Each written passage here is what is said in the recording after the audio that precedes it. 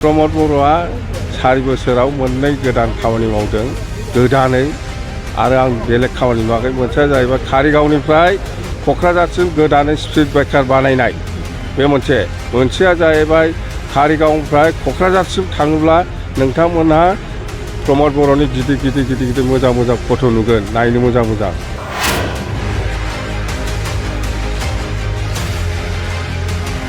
बे आइफवालि दालां आं बानायबोनाय जाम्बालाय फिनिशिं जायाखैमोन, दा फिनिशिं खालामना होबाय।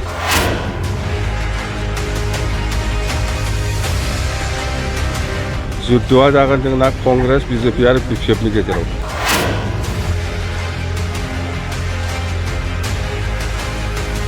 जिखिनि मानसिफोरनि प्रेजेन्टखौ आं जिखिनि नुदों, माने दरं उदालगुरियाव बिपिएफ हान्जायानो 1 नाम्बार पजिशनाव दङ।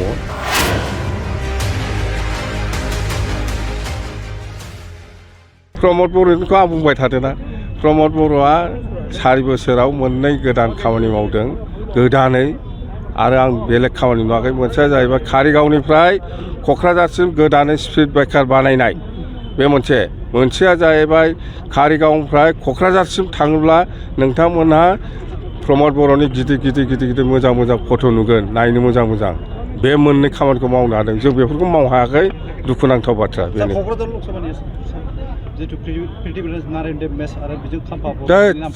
साथाम क'क्राझाराव 1 नाम्बाराव प्रमिला रानी बायदेव, 2 नाम्बाराव खाम्फा बरगयारी, 3 नाम्बाराव प्रिथिबिराज नारायण देबमोन। बे साथामनि गेजेराव सोरबा सासे मोनगोन। सर बिपिएफ दलावहाय गोरों मानसिखौ मोननो थाखाय रोङि मानसिखौ लानो गोनां जादों। सोर लेखा गोरों सोर लेखा रोङा आं रावखौबो मिथिया। इलेक्सनाव सासे लेबारनि भटआ जेसेबां दामि, बे डक्टर इन्जिनियारनि भटआबो एखे समान भेलुसो। जों बयखौबो समानै सनमान होयो।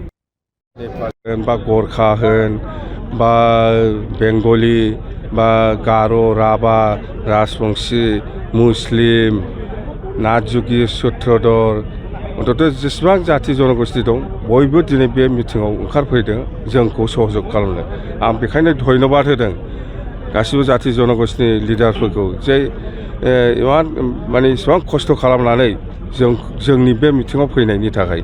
आरो जोंना उद्देश्यआ बेनो, फैगौ लकसभायाव जोंनि बिपिएफ हान्जाया दरं उदालगुरि लकसभायाव जेरैखिजाया देरहासार जानांगौ। आरो आं दिनै जिखिनि नुदों, जिखिनि मानसिफोरनि प्रेजेन्टखौ आं जिखिनि नुदों, माने दरं उदालगुरियाव बिपिएफ हान्जायानो 1 नाम्बार पजिशनाव दङ।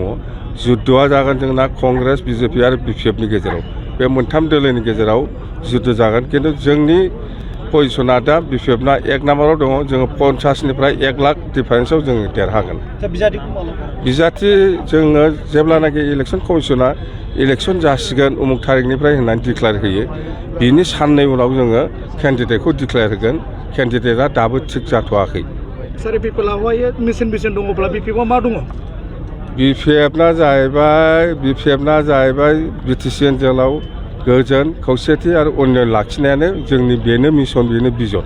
सार जों नुबाय थादों बे आइफवालि दैसाखौ दा बेखेवना होबाय। बे दालां आं बानायबोनायसो। बे आइफवालि दालां आं बानायबोनाय जाम्बालाय फिनिशिं जायाखैमोन, दा फिनिशिं खालामना होबाय। प्रमद बर'निखौ आं बुंबाय थादोंना, प्रमद बर'आ 4 बोसोराव मोननै गोदान खामानि मावदों गोदानै आरो आं बेलेग खामानि नुवाखै। मोनसेया जाहैबाय कारिगावनिफ्राय क'क्राझारसिम गोदानै स्पिड ब्रेकार बानायनाय बे मोनसेया जाहैबाय कारिगावनिफ्राय क'क्राझारसिम थाङोब्ला नोंथांमोनहा प्रमद बर'नि गिदिर मोजां फट' नुगोन, नायनो मोजां। बे मोननै खामानिखौ मावनो हादों। जों बेफोरखौ मावनो हायाखै, दुखुनांथाव बाथ्रा बेनो।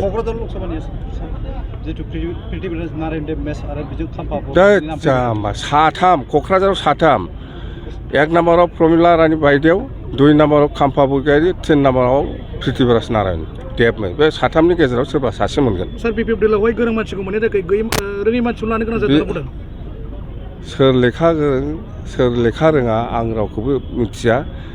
इलेक्सनाव सासे लेबारनि भटआ जेसेबां दामि, बे डक्टर इन्जिनियारनि भटआबो एखे समान भेलुसो। जों बयखौबो समानै सनमान होयो।